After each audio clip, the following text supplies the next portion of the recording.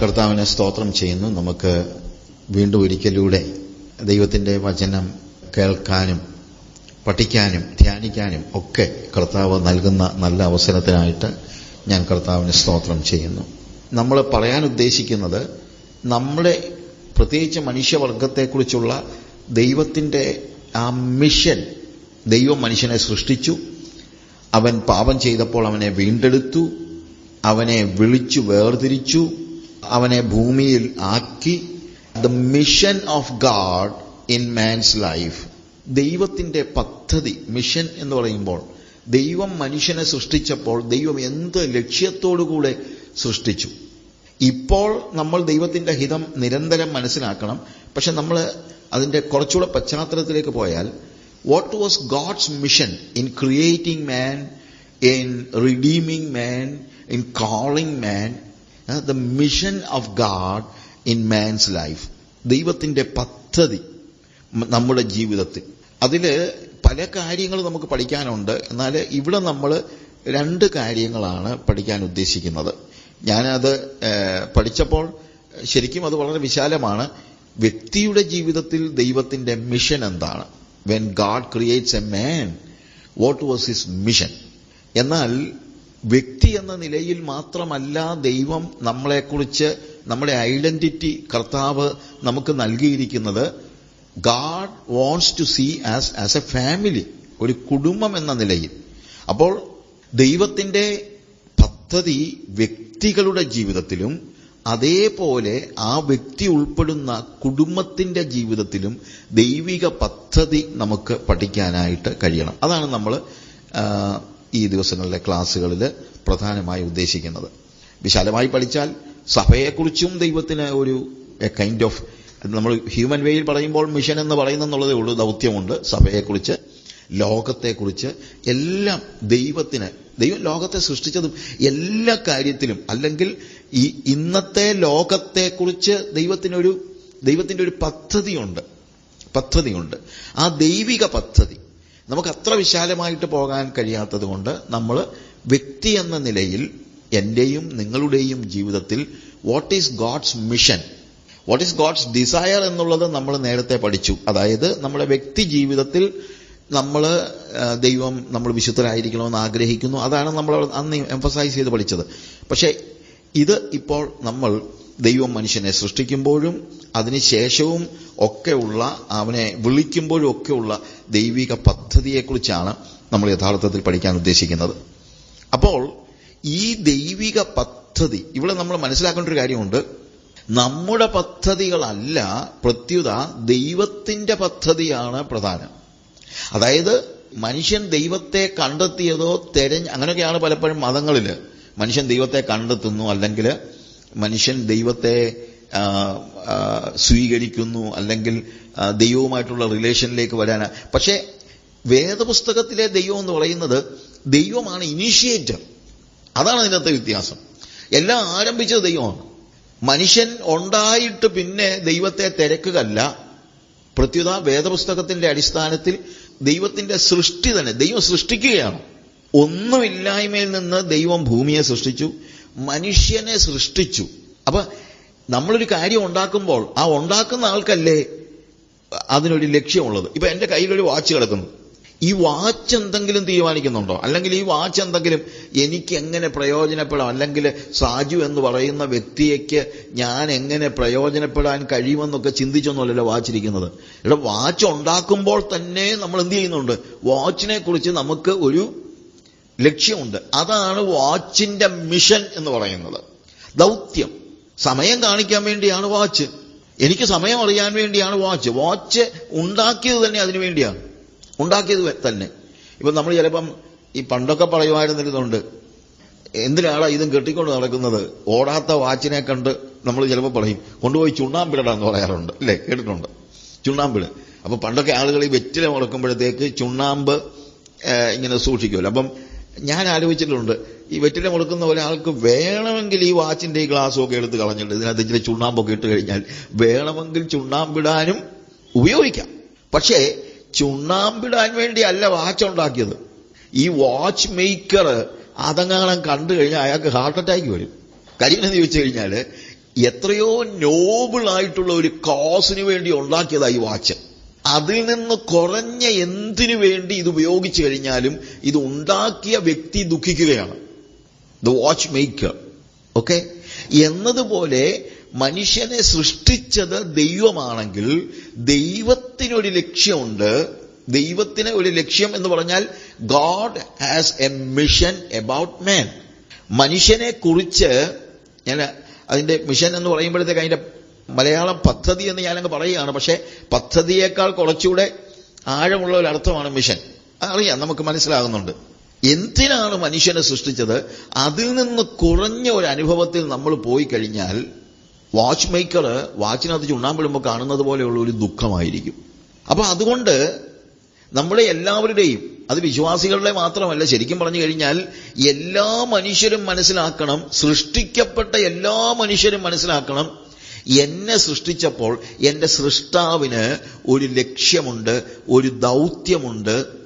അത് നിർവഹിക്കുക എന്നുള്ളതാണ് എന്റെ ചുമതല.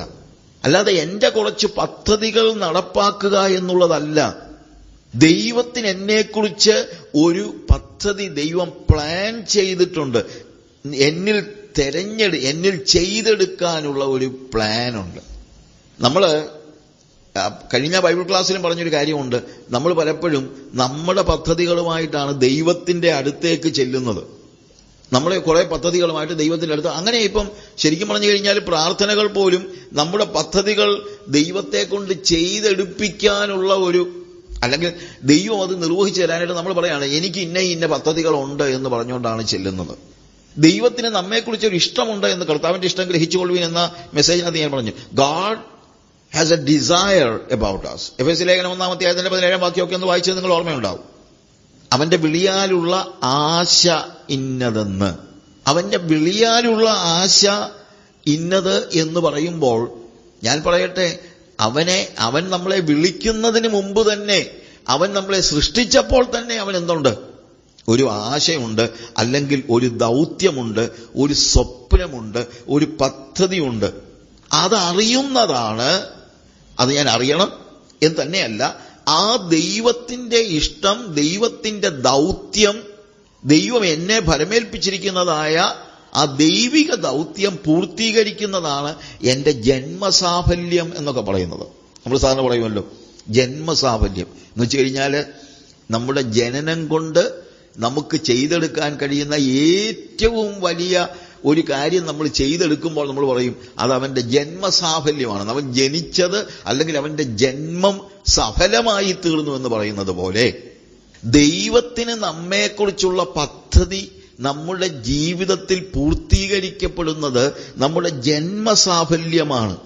ഇതിൽ ഞാൻ പറഞ്ഞല്ലോ പല പല കാര്യങ്ങളുണ്ട്. അതിനകത്ത് വ്യക്തി എന്ന നിലയിലും കുടുംബം എന്ന നിലയിലും നമ്മളെക്കുറിച്ചുള്ള ദൈവിക പദ്ധതി തിരിച്ചറിഞ്ഞ് പ്രാവർത്തികമാക്കുന്നതിനെക്കുറിച്ചാണ് നമ്മൾ ഈ ദിവസത്തെ ക്ലാസ്സുകൾ എടുക്കുന്നത്. ഇത് ഞാൻ മുമ്പേ പറഞ്ഞതുപോലെ കർത്താവിന്റെ ഇഷ്ടമില്ലതെന്ന് ഗ്രഹിച്ചുകൊള്ളുവീൻ എന്ന് പറഞ്ഞ ആ ക്ലാസിന്റെ തന്നെ ഒരു തുടർച്ചയെന്ന് പറയാൻ പറ്റില്ല. ശരിക്കും പറഞ്ഞു കഴിഞ്ഞാൽ ഇത് അതിന്റെ ആരംഭമാണ്. അതുകൊണ്ട് വ്യക്തി എന്ന നിലയിൽ ദൈവത്തിന് എന്നെക്കുറിച്ചുള്ള പദ്ധതി എന്താണ് എന്ന് നമ്മൾ അറിയണം. നമ്മൾ മനസ്സിലാക്കുന്ന പോലെ ഇന്ന് മിക്കവരും ദൈവത്തിന് നമ്മെക്കുറിച്ച് ഒരു പദ്ധതി ഉണ്ടെന്നുള്ളത് തന്നെ മറന്നു പോകുകയാണ്. അതുകൊണ്ടാണ് നമ്മുടെ പദ്ധതികളുമായിട്ട് നമ്മൾ ദൈവത്തിനടുത്ത് ചെല്ലുന്നത്. ദൈവത്തിന് എന്നെക്കുറിച്ചൊരു പദ്ധതി ഉണ്ട് എന്ന് പറഞ്ഞാൽ, ഇപ്പം ഒരു വാച്ച് വന്ന് എന്നോട് വാച്ചിന് ചില കാര്യങ്ങൾ ഞാൻ ചെയ്തു കൊടുക്കണം എന്ന് പറയുന്നതും, വാച്ച് നിർമ്മിച്ച ഒരു വ്യക്തി അല്ലെങ്കിൽ വാച്ച് വാങ്ങിച്ച വ്യക്തി ഞാൻ പ്രതീക്ഷിക്കുന്നതിനാണ് രണ്ടാണ് അല്ലേ? എന്നതുപോലെ എന്നെ സൃഷ്ടിച്ച ദൈവത്തിന് എന്നെക്കുറിച്ചുള്ള ആ സ്വപ്നം അല്ലെങ്കിൽ ദൗത്യം, ദൈവത്തിന്റെ ദൗത്യം എന്ന് പറയുമ്പോൾ ദൈവം എന്നെ ഫലമേൽപ്പിച്ചിരിക്കുന്നതായ ദൗത്യം എന്ന അർത്ഥത്തിലാണ് ഞാൻ ഉപയോഗിക്കുന്നത്. അത് അങ്ങനെ ഒരു കാര്യം ഉണ്ടെന്ന് തന്നെ ഞാൻ മറന്നുപോകുന്നു. പകരം ഞാൻ എന്റെ സ്വപ്നങ്ങളുമായിട്ടും എന്റെ പദ്ധതികളുമായിട്ടും ദൈവത്തിന്റെ അടുത്തേക്ക് ചെല്ലുകയാണ്. അത് വലിയൊരു അപകടമാണ്. അങ്ങനെ വേണമെന്നാണ് പലപ്പോഴും നമ്മളെ ആൾക്കാർ പഠിപ്പിക്കുന്നത്. ഈ പോസിറ്റീവ് ചിന്തകരും ആധുനിക പ്രോസ്പെരിറ്റി പ്രസംഗകരും പലപ്പോഴും പറയുന്നത് നമുക്ക് നമ്മുടേതായ ഒരു പദ്ധതി ഉണ്ടായിരിക്കണമെന്നാണ്. ആ പദ്ധതിയുടെ പൂർത്തീകരണത്തിന് ദൈവത്തിന്റെ അടുത്ത് ചെല്ലണം. അപ്പം നമുക്കത് ചെയ്തു തരും, ദൈവം ചെയ്തു തരും. ദൈവം നമ്മൾ പറയുന്ന ചില കാര്യങ്ങളൊക്കെ നമ്മുടെ പിള്ളേർ എന്തെങ്കിലും നമ്മളോട് പറഞ്ഞു കഴിഞ്ഞാൽ നമ്മൾ അത് ചെയ്തു കൊടുക്കുന്നു എന്ന് പറയുന്നത് പോലെ ദൈവം ചിലപ്പം നമ്മൾ പറയുന്ന കാര്യങ്ങളൊക്കെ ചിലപ്പോൾ ചെയ്തു തന്നിരിക്കും. പക്ഷേ പലപ്പോഴും നമ്മൾ മറക്കുന്ന കാര്യമുണ്ട്, ദൈവത്തിന് നമ്മളെക്കുറിച്ചുള്ള പദ്ധതി എന്താണ് എന്നുള്ളത് നമ്മൾ അതിനെ ഗ്രഹിക്കുന്നില്ല. നമ്മുടെ പദ്ധതികളുമായി ദൈവത്തിന്റെ അടുത്തേക്ക് ചെല്ലാൻ നമ്മൾ വെമ്പൽ കൊള്ളുന്നത് കൊണ്ട് ഇതിനിടയ്ക്കൊന്ന് നിന്ന്, ഇപ്പൊ നമ്മൾ പ്രാർത്ഥിക്കുന്ന സമയത്ത് പോലും നമ്മളൊക്കെ പ്രാർത്ഥിക്കുമ്പോൾ, കർത്താവെ എനിക്ക് അങ്ങനെ ഒരു ആഗ്രഹമുണ്ട്, കർത്താവെ അത് ഞാൻ ആഗ്രഹിക്കുന്നു, കർത്താവെ നിന്റെ സന്നിധി ഞാൻ അതുമായിട്ട് വരുന്നു, എൻ്റെ മോഹങ്ങളുമായി, എൻ്റെ സ്വപ്നങ്ങളുമായി, എൻ്റെ പദ്ധതികളുമായിട്ട്. എല്ലാവരും പദ്ധതികളാണ്, പ്രോജക്ട്സ്. അങ്ങനെ നമ്മുടെ പ്രോജക്റ്റുമായിട്ട് നമ്മൾ ചെല്ലുന്ന, അല്ലെങ്കിൽ അങ്ങനെ ആഗ്രഹിക്കുന്നത് നല്ലതാണ്. ഇപ്പൊ എനിക്കും ആഗ്രഹമുണ്ട് ഇന്ത്യയിൽ ഒരു 10,000 സഭകളും ഉണ്ടായാൽ നല്ലതായിരുന്നെന്ന്. അത് ആഗ്രഹമാണ്, പക്ഷെ അതെന്റെ പ്രോജക്റ്റ് അല്ല. ദൈവം എന്നെക്കുറിച്ച് എന്താണ് ഉദ്ദേശിക്കുന്നത്? ഞാൻ അവരോട് പറഞ്ഞ കാര്യം ഇതാണ്, എനിക്കറിയില്ല, ദൈവം എന്നോട് പറയുന്ന കാര്യം ഞാൻ ചെയ്യും. സഭകൾ ഉണ്ടായിക്കോട്ടെ, പക്ഷേ എനിക്കൊരു പ്രോജക്റ്റ് ആ രീതിയിൽ തരാനായിട്ട് ഇല്ല. കൊടുക്കുന്നവരെയെല്ലാം ഞാൻ കുറ്റം പറയുന്നൊന്നുമില്ല. കാര്യം മിക്കപ്പോഴും നമ്മുടെ മിഷൻ ഓർഗനൈസേഷൻസ് പോലും മാനേജ്മെന്റ് ടെക്നിക്സിന് അല്ലെങ്കിൽ മാനേജ്മെന്റിന്റെ ആ ടെക്നോളജിയൊക്കെ അനുസരിച്ചാണ് പലപ്പോഴും പോകുന്നത്. ഈ ചർച്ച് ഗ്രോത്ത് എന്ന് പറഞ്ഞ് നമ്മൾ കൂടുന്ന പല സെമിനാറുകളിലും എങ്ങനെ നമ്മുടെ പദ്ധതികൾ നടപ്പാക്കാൻ കഴിയും എന്നുള്ളതിനെക്കുറിച്ചുള്ള പഠനങ്ങളും മറ്റുമാണ്. ആഗ്രഹം ഉണ്ടാകുന്ന നല്ലതാണ്, പക്ഷേ ദൈവസന്നിധിയിൽ ഇരുന്ന് പ്രാർത്ഥിച്ച് ദൈവത്തിന്റെ പദ്ധതി എന്താണെന്ന് തിരിച്ചറിയുന്നതല്ലേ കുറെ കൂടെ അഭികാമ്യം എന്നാണ് ഞാൻ ചോദിക്കുന്നത്. നിങ്ങൾക്ക് എന്തെങ്കിലും ഒരു പ്രോജക്റ്റ് ഉണ്ടെങ്കിൽ ദൈവം നിങ്ങളോട് എതിർക്കുന്നെന്ന് ഒന്നുമല്ല ഞാൻ പറയുന്നത്. നമ്മുടെ പിള്ളേർ എന്തെങ്കിലുമൊക്കെ പ്രോജക്റ്റ് നമ്മുടെ അടുത്ത് വന്ന് പറഞ്ഞു കഴിഞ്ഞാലും നമ്മൾ അവരെ തല്ലിക്കൊല്ലത്തൊന്നുമില്ലല്ലോ. ചിലപ്പോൾ നടക്കാത്ത വല്ല പ്രോജക്റ്റും ആയിരിക്കും പറയുന്നത്, പക്ഷെ ആ പിള്ളേർക്ക് അതൊന്നും ആവശ്യമുള്ളതും ആയിരിക്കത്തില്ല. എന്നാലും കുഞ്ഞുങ്ങളല്ലേ, നമ്മൾ അതൊക്കെ അങ്ങ് സഹിക്കും എന്ന് പറഞ്ഞതുപോലെ നമ്മളെ പലപ്പോഴും ദൈവം സഹിക്കുന്നുണ്ട്. പണ്ടോട് പറഞ്ഞ പോലെ ഇത്രത്തോളം യഹോവ സഹായിച്ചു എന്ന് പറയുന്നതിനേക്കാൾ കുറച്ചുകൂടെ കറക്റ്റാണ് ഇത്രത്തോളം യഹോവ സഹിച്ചു എന്ന് പറയുന്നത്, ഇല്ലേ? അങ്ങനെ പ്രോജക്റ്റുകൾ ഉണ്ടാക്കുന്നതായ ഒരു, അത് ചെയ്യുന്നവർ ചെയ്യട്ടെ, ഞാൻ അതിനെ എതിര് പറയുകയല്ല. പക്ഷെ വേറൊരു കാര്യമുണ്ട്, നമ്മൾ ഇടയ്ക്കൊന്ന് ഇരുന്നൊന്ന് ചോദിക്കണം, കർത്താവേ നിന്റെ പ്രോജക്റ്റ് എന്നാ? നമ്മുടെ പ്രോജക്റ്റുമായിട്ട് ദൈവത്തിന്റെ അടുത്ത് ചെന്ന് ഇരിക്കുമ്പോൾ നമ്മൾ നമ്മളോട് തന്നെ ഒന്ന് ചോദിക്കണം, നമ്മൾ ദൈവത്തോടൊന്ന് ചോദിക്കണം, കർത്താവേ what is your project? What is your vision about me? എന്നെക്കുറിച്ചുള്ള അങ്ങയുടെ ദർശനം എന്താണ്? എന്നെക്കുറിച്ച് അങ്ങ് എന്താണ് പ്രതീക്ഷിക്കുന്നത് എന്ന് നമ്മൾ അങ്ങോട്ട് ചോദിക്കാനായിട്ട് അല്പസമയം. അതുകൊണ്ടാണ് നമ്മൾ പലപ്പോഴും ഞാൻ പലപ്പോഴും ആലോചിച്ചിട്ടുണ്ട്, ഈ പ്രാർത്ഥന നമ്മൾ പറയുമ്പോഴും ഓടിച്ചെന്ന് നമുക്ക് പറയാനുള്ളതെല്ലാം പറഞ്ഞിട്ട് ഇങ്ങ് പോരുക. പക്ഷെ ദൈവത്തിന് പറയാനുള്ളത് നമ്മൾ കേൾക്കണ്ടേ? That is my question. പലപ്പോഴും പ്രാർത്ഥനകൾ ഒരു വൺ വേ ട്രാഫിക് പോലെ, ചെല്ലുക, നമ്മുടെ പ്രോജക്റ്റ് എല്ലാം ദൈവസന്നിധി ചെന്ന് പറയുക, എന്നിട്ട് പെട്ടെന്ന് എണീറ്റ് പോരുക. നമുക്ക് പറയാനുള്ളതെല്ലാം ദൈവസന്നിധി പറഞ്ഞു, നമ്മുടെ അപ്പനാ, അതുകൊണ്ട് പറയുന്നതിൽ ഒരു കുഴപ്പമില്ല. അതുകൊണ്ട് പ്രിയമുള്ളവരെ, ദൈവത്തിന്റെ അടുത്തൊന്നും ചെന്ന് പറയരുതെന്നല്ല ഞാൻ പറഞ്ഞത്. ഇനി നിങ്ങളുടെ മനസ്സിലെ ആഗ്രഹങ്ങളൊക്കെ പറഞ്ഞു, പക്ഷെ അതിനെ പ്രോജക്റ്റ് എന്ന് വിളിക്കുമ്പോഴായി പ്രശ്നം. കർത്താവേ ഇന്ത്യയിൽ 10,000 സഭകൾ ഈ അടുത്ത 5 വർഷത്തിനകത്ത് ഉണ്ടാകണമെന്ന എൻ്റെ ആഗ്രഹം എന്ന് പറഞ്ഞു. നല്ല കാര്യമാണ്, അതിനൊന്നും ഒരു പ്രശ്നമില്ല. പക്ഷേ ദൈവത്തോട് ചോദിക്കണം, അതിൽ എൻ്റെ പങ്ക് എന്താണ്? What you want me to do? ഞാൻ എന്ത് ചെയ്യണമെന്നാ നീ ആഗ്രഹിക്കുന്നത്? നമ്മുടെ പദ്ധതികളുമായി ദൈവത്തിന്റെ സന്നിധിയിലേക്ക് ചെല്ലുന്നതിനേക്കാൾ ബെറ്റർ, അല്ലെങ്കിൽ ആവശ്യം എന്ന് പറയുന്നത് ദൈവത്തിന്റെ പദ്ധതിക്കായിട്ട് നമ്മളെ ഏൽപ്പിച്ചു കൊടുക്കുന്നതാണ്. അങ്ങനെ ദൈവത്തിന്റെ പദ്ധതി നമ്മൾ മനസ്സിലാക്കി കഴിഞ്ഞാൽ പിന്നെ നമ്മൾ നമ്മുടെ വലിയ പ്രോജക്ട്സ് ഒന്നും ഉണ്ടാക്കത്തില്ല. കാര്യം നമുക്കൊരു പ്രോജക്റ്റ് നമ്മൾ ഉണ്ടാക്കിയാൽ തന്നെ നമ്മുടെ കപ്പാസിറ്റി, ബ്രെയിൻ കപ്പാസിറ്റി വെച്ചല്ലേ നമ്മളിതൊക്കെ ഉണ്ടാക്കുന്നത്.